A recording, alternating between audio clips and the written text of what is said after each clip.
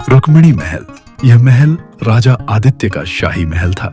राजा आदित्य ने इस महल का नाम अपनी पत्नी रुक्मिणी के नाम पर रखा था, क्योंकि रुक्मिणी उन्हें सबसे प्रिय रानी थी। लेकिन यह शांति ज्यादा दिन तक नहीं रह सकी। अंग्रेजों ने इस महल पर कब्जा कर लिया और इसे अपने अधीन कर लिया। साथ ही राजा आदित्य के राज्य को भी हरा दिया। फिर भारत स्वतंत्र हुआ और स्वतंत्रता के बाद यह महल दोबारा आदित्य के परिवार के हाथ में आ गया। लेकिन तब तक रुक्मिणी और राजा आदित्य जीवित नहीं थे, क्योंकि अंग्रेजों ने उन्हें उसी महल के अंदर मारकर दफना दिया था। इसके बाद भी उनके वंश के लोग इस महल में ज्यादा दिन तक नहीं रह पाए। उनके अनुसार रात होते ही किसी के चिल्लाने और रोने की आवाजें सुनाई देती थीं। सन 1975 में आदित्य के परिवार ने यह महल हरिदास को बेच दिया। हरिदास एक व्यापारी व्यक्ति था। महल खरीदने के बाद भी उसके पास वहां रहने का समय नहीं था। उसी समय उसका बेटा इंग्लैंड पढ़ने गया हुआ था। एक दिन उसी महल के अंदर हरिदास और उसकी पत्नी रहस्यमय तरीके से गायब हो गए। हरिदास का बेटा फिर कभी भारत वापस नहीं आया। उसने वहीं शादी कर ली और वहीं बस गया। शादी के 2 साल बाद सन 2001 में उसके एक बेटे का जन्म हुआ, जिसका नाम राजू रखा गया। राजू बचपन से ही बहुत होशियार था। समय के साथ वह बड़ा हुआ और अपनी पढ़ाई पूरी करके ग्रेजुएशन खत्म कर चुका था।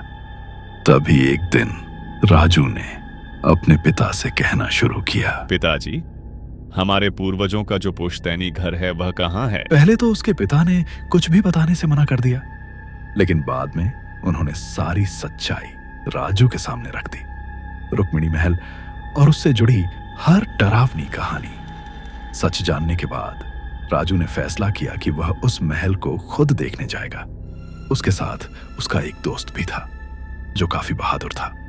दोनों ने अपना सामान उठाया और उस गांव की तरफ निकल पड़े जहां वह खौफनाक महल मौजूद था। गांव पहुंचते ही माहौल कुछ अजीब सा लग रहा था। चारों तरफ सन्नाटा और लोगों के चेहरों पर डर साफ दिखाई दे रहा था।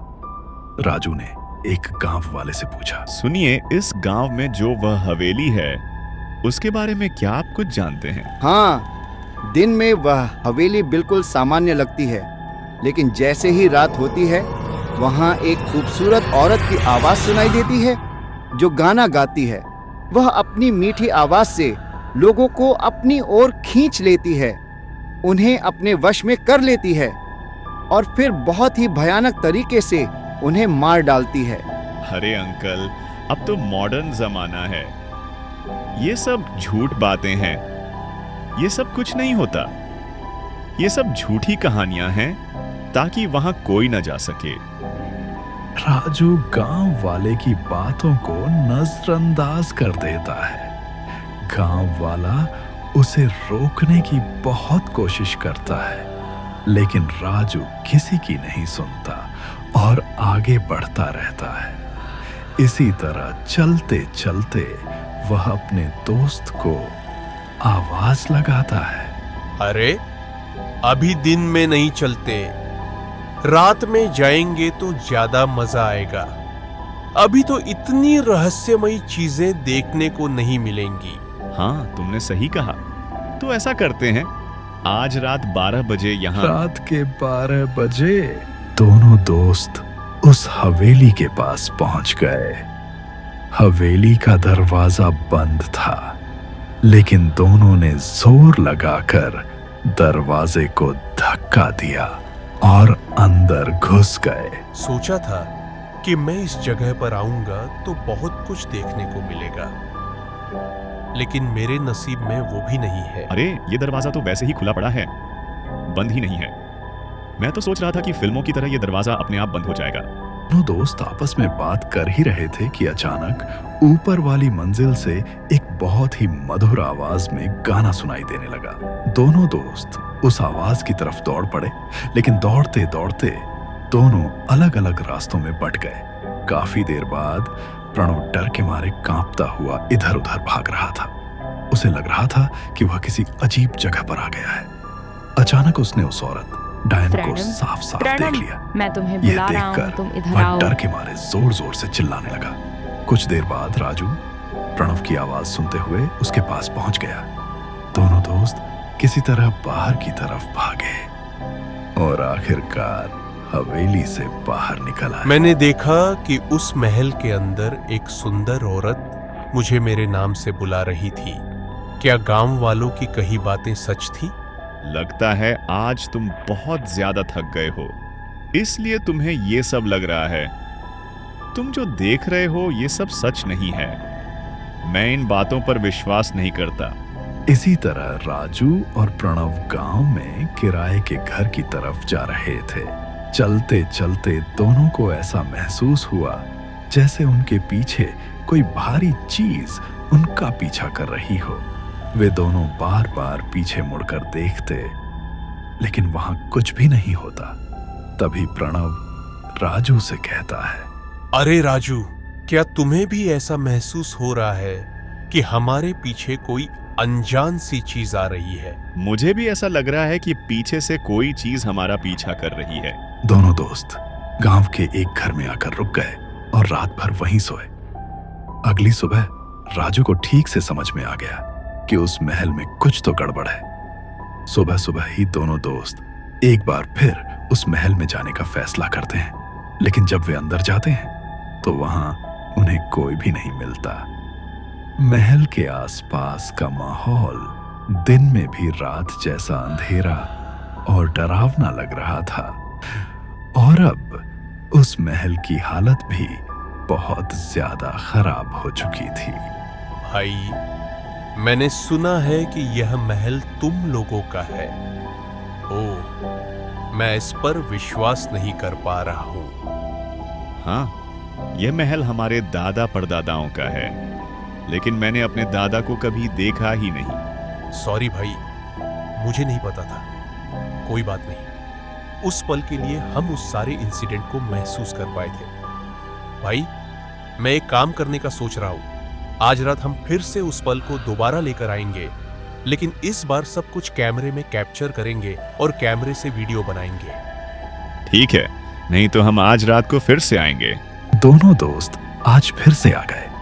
दरवाजा धक्का देकर अंदर घुस गए। अंदर जाते ही फिर किसी ने मधुर आवाज में गाना शुरू कर दिया। दोनों दोस्त धीरे धीरे आगे बढ़ने लगे। उन्होंने देखा कि एक महिला अकेली बैठकर गाना गा रही है।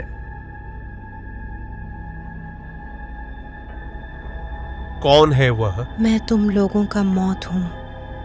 ये मेरी राजमहल है। तुम लोग यहाँ क्या कर रहे हो? इस तरह दोनों दोस्त डर के मारे भागने लगे। राजू आगे निकल गया, लेकिन प्रणव पीछे रह गया। बाहर खड़ा राजू घबराकर इंतजार करता रहा। अचानक अंदर से किसी के चलने की आवाज आई। कुछ देर बाद अंधेरे से प्रणव बाहर आया, लेकिन उसके चेहरे पर अजीब सा डर था। वो चुड़ैल अचानक मेरे सामने आ गई। उसकी आंखें अजीब थीं और उसकी आवाज सुनकर ही डर लग रहा था। उसने मुझे जोर से पकड़ लिया। मैं खुद को छुड़ाने की कोशिश करता रहा, लेकिन उसकी ताकत बहुत ज्यादा थी। उसने मुझे बुरी तरह घायल कर दिया। मैं किसी तरह अपनी जान बचाकर वहां से भाग पाया। इस तरह डरते डरते प्रणव ने सारी बात राजू को बता दी। रात में जब वे घर की ओर जा रहे थे, तभी अचानक उन्हें महसूस हुआ जैसे पीछे से कोई भयानक चीज उनका पीछा कर रही हो। दोनों ने मुड़कर देखा, लेकिन वहां कोई नहीं था। अगले दिन राजू और प्रणव गांव के एक तांत्रिक को साथ लेकर आए। शाम होते ही सब लोग उस महल के पास इकट्ठा हो गए। तांत्रिक ने मंत्र पढ़ना शुरू किया। चारों तरफ आग की लपटें और धुआं सा फैलने लगा। माहौल और भी डरावना हो गया। अचानक तांत्रिक जोर से चिल्लाया, जिस भी शक्ति का यहाँ वास है, सामने आ। कुछ ही पलों में ठंडी हवा तेज चलने लगी और धीरे धीरे वही चुड़ैल उनके सामने प्रकट हो गई। कौन है तू? तू यहाँ क्या कर रहा है? अब यह तेरा महल नहीं है, यह किसी और का हो गया है। और तेरी साथ क्या क्या हुआ वह बता। एक समय की बात है, इस महल में मेरे राजा आदित्य राज शासन करते थे और मेरा नाम था रुक्मिणी। महल के भीतर शांति थी, लेकिन एक दिन ब्रिटिशों ने इस महल पर कब्जा कर लिया। हमला हुआ और उस साम्राज्य पर कब्जा कर लिया गया। राजा और मुझे मार दिया गया और यहाँ दफना दिया गया, और मैं अब कभी भी यहाँ से बाहर नहीं जाऊंगी। आंटी, ब्रिटिशों ने भारत छोड़ दिया। अब तक कई साल हो गए हैं। आपका बदला अधूरा ही रह जाएगा। अब भारत स्वतंत्र हो गया है। आप यह बदला पूरा नहीं कर सकते। मुझे यहाँ से जाना है, लेकिन मैं नहीं जा सकती। ब्रिटिशों ने मेरा शरीर पीछे दफनाया हुआ है।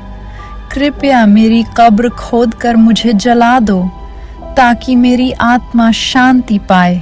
सभी गांव वालों ने मिलकर उस जगह की खुदाई की और आग लगा दी। इस तरह रानी रुक्मिणी इस संकट से मुक्त हो गई। धीरे धीरे महल में फिर से जीवन लौट आया। राजू ने अपने माता पिता को फिर से यहाँ रहने के लिए बुलाया और महल फिर से पहले की तरह जगमगा उठा। कहानी अभी तक यहीं तक आई है और एक पार्ट बाकी है।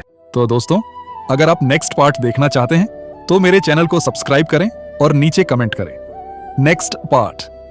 अगर ये 50 कमेंट्स पूरे हो गए तो मैं तुरंत नेक्स्ट पार्ट बनाने में लग जाऊंगा। एक बात बताऊं, मुझे एक वीडियो बनाने में कम से कम 10 घंटे लगते हैं। सोचिए, इतने घंटे की मेहनत के बाद अगर आप लोग सपोर्ट नहीं करते तो मुझे बहुत कठिनाई होती है। और हाँ, अभी मेरे YouTube अकाउंट पर सिर्फ 10 सब्सक्राइबर पूरे हुए हैं, इसीलिए थोड़ा सा प्यार और सपोर्ट जरूर दें। आपकी मदद से ही मैं और मजेदार वीडियो बना पाऊंगा। मिलते हैं नेक्स्ट वीडियो में।